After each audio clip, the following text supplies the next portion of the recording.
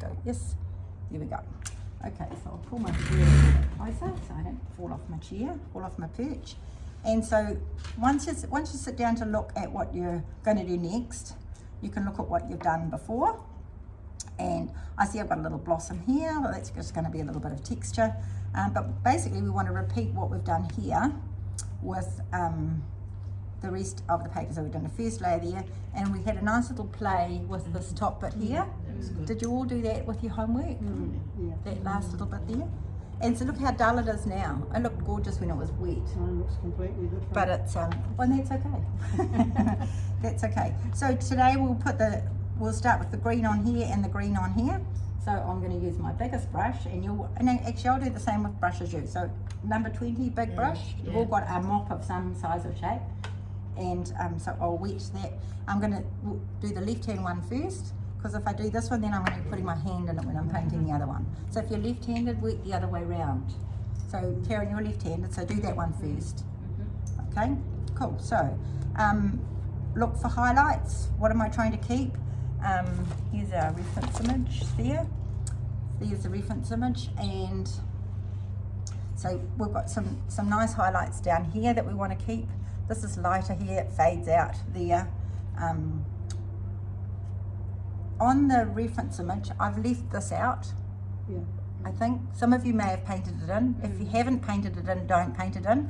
I've just taken that line here up there, and we'll just leave that out, and then this becomes indistinct. It's a background. I thought about leaving it out completely, but then it looked kind of like stopped in the middle, so we'll just paint that out as a less distinct green. Okay, so I'm going to wet with my nice wet brush. So loaded brush out. I'm not dragging it on the side. I want lots of water. I want more water than this brush can hold, and I would probably do it with this brush, or you could do it with your hake brush if you wanted to, but your number 20 will be fine for this job. But I could use my hake brush and just add the water. I'm going to take it right down there. Just be careful with the edges, because the edges of the hake brush are a bit hairy, so don't go right to the edges, but it's such a good way to get colour or water onto the paper. And I'm not going to wet that one yet. I'll paint this one and then I'll wet that one, because otherwise my hand's going to be sitting on the wet, that's all. So I'm not going right to this edge here on this side, because I want to maintain that highlight there. Okay. Now I should have started by telling you to mix your colour, and I haven't done that, but I've got some colour there, and I'll be quick. So I'm wetting to within a millimetre of the edge, if you like, and I've left this bit dry. So I'll tilt that around. I don't want colour up there, but I'm just extending the water so that it's on a drift. I'm going to tip it that way whilst I mix my colour up. And mixing your colour, use a smaller brush, because if you use your number 20, then all the colour is going to be in the brush. And then if you want to soften an edge, you haven't got a big brush to soften it. Depends on how many brushes you've got. Sometimes I'll have 2 number 20s or 3 number 20s or an 18 or whatever, and so you can do that. But for what we're doing in class, for the number of brushes you've got, mix with, and you can mix with quite a small brush. So we're going to mix some French ultramarine blue, which has got a little bit of red in it, because I don't want a bright green. I don't want this kind of green.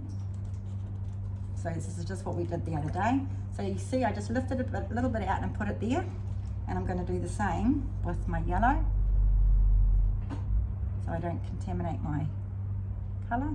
So a little bit like that on my brush. Put it here, and then introduce a bit of, need some more water. Bit of blue to get to the green that I want. Now I should just lift that up a little bit. These palettes have got a bad habit of running, and if you're on a little bit of a lean, my green's going to run into my red and it's going to go dirty. So I'm just tipping it a little bit that way. You can put a pencil underneath it or a tissue or whatever. It doesn't need much. So there's my green. I think I'll just get a little bit more yellow. So I've got a nice puddle of green, which I can darken with more blue or pull in some red if I want to. Okay, but that's my normal green. Here's my piece of paper, my scrap paper. It's always nice to have a piece like that, so you can just go like that with a colour. I used to end up with a pattern that had all these dabs all over. It was just about an artwork by itself. I don't do it so much now when I'm working by myself, because I know what I've got on my brush, and it's just an experience thing. But when you're using subtle colours, it's really important to do that. So now looking at these colours here, my darkest, most intense green is here. You can see, and then it bulges out into the flower and fades out there. But this green here is really not a green, is it? It's, what colour is it? How do we find out? We pick up our, and look, it's quite a dirty greeny grey, isn't it? Because it's on the shadowed side, but it's a different colour to that. And it's a different colour to that, that's got more yellow in it. So we'll do this bit first. And then, oh no, I'll do it now. So this is probably what I would suggest you do. You pick up with another brush, a little brush, just a tiny bit of red. And this is our quinacridone red. It's our warm red. And I'll just put it over here, so it's ready. And then what I'll do is I'll pull some of this over here and just get a little bit of that red and just dirty this up a bit. So I've got a bit of French ultramarine blue here. This is the palette I've been using for something else, so it's oh no, this is what I used last week. So see how it's dulling it down, pulling just a tiny little bit of that red in like that. See how it's dirty? Is it dirty enough yet? I think it needs to be a wee bit dirtier. I might need to add a little bit more blue. That's for this step. That's for this bit here, yeah. So how's that looking? Well, when it dries. Yes, but we can't wait until it dries. So the rule of thumb is make it a little bit darker. If it looks perfect there, it's a little bit light.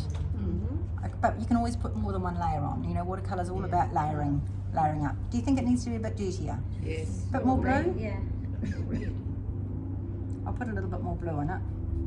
That will grey it a little bit more. It's better. That's about right. It's better. Is that looking better? Bit more red. A bit more red? Yeah. So this is what you can do. And if you just use little amounts, because we don't need a huge amount of paint just to do that one bit.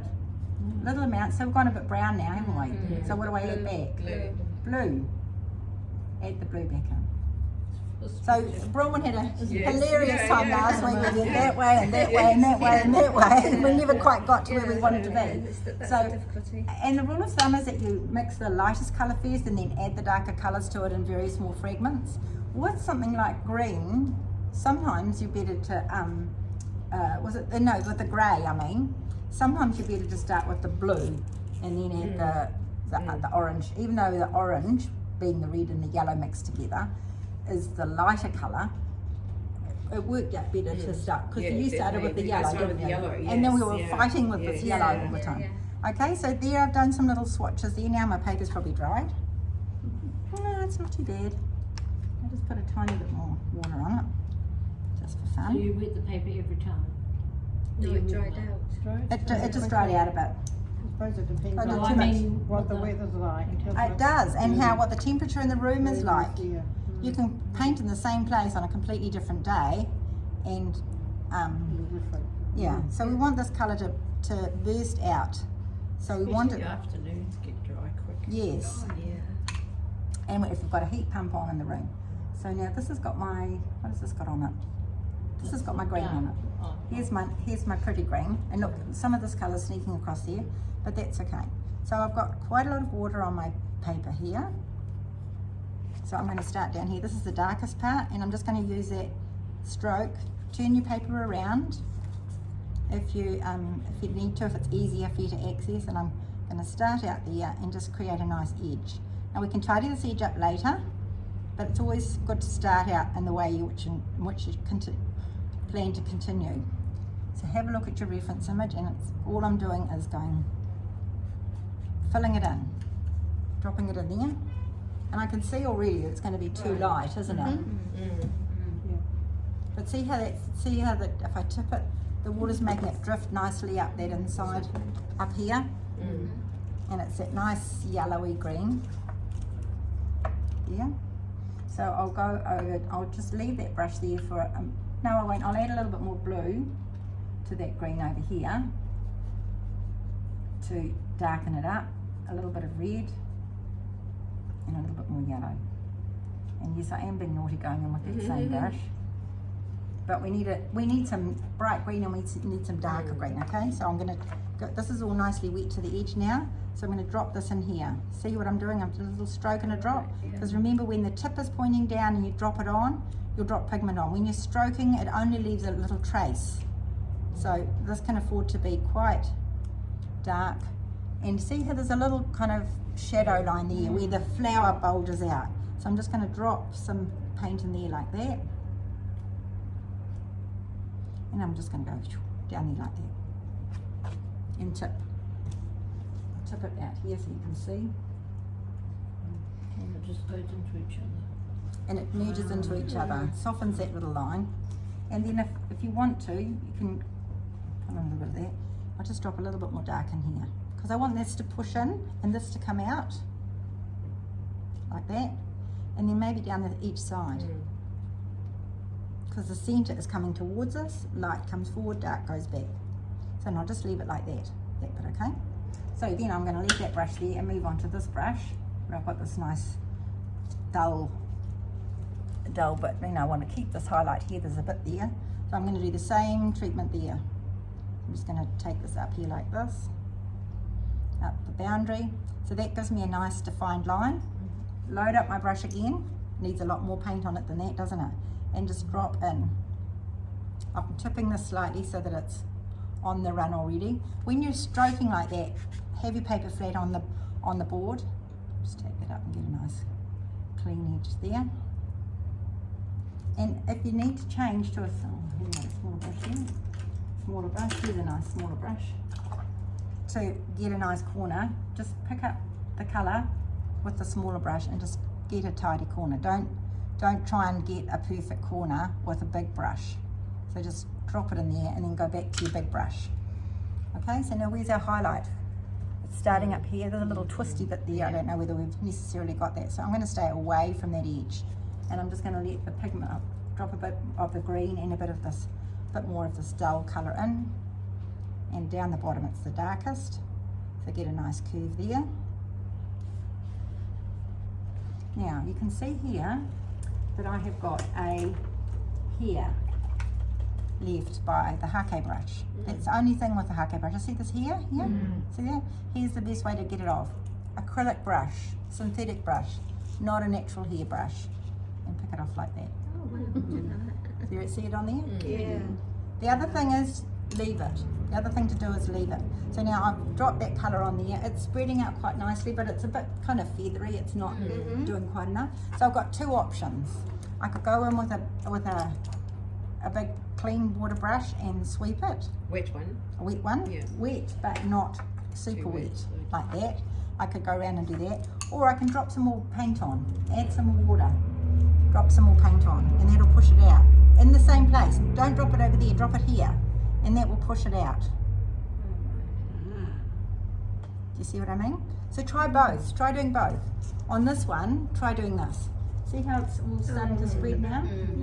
But I don't want it to go onto my white edge. But it won't because it's dry, isn't it? Some of it's dry, but you can see a little bit snuck across Oh, I there. see. But just look at it and gauge it. And you can always tip it back this way so that it runs back to where it came from. Yeah. Yeah, and then you can always use, and I'd use quite a dry brush for this, go around. So see how I've got a little hard, see I've used the little brush to tidy that corner up, and I've got a little hard edge there.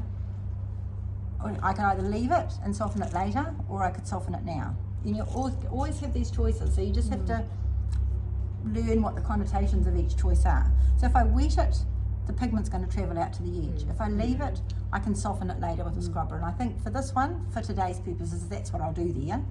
But down here, I'm just going to soften this all out to the edge like that. So you can see my brush was a lot drier than it was there. Maybe I've made it too dry. Maybe, maybe not. Then you can tip again, and the little bit of dampness that's there, we'll take it out there.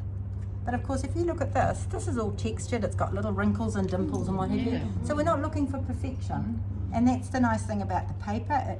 It has little irregular movements in it. And so yeah, it depends on what you want to achieve. But don't aim for for perfection. Just treat everything as a little experiment and an adventure, working out what things are going to do. And if you do something you think, oh, darn it, I shouldn't have done that, I should have done something different, then think back to, well, how do I correct that? If I need to correct it, or do I just leave it?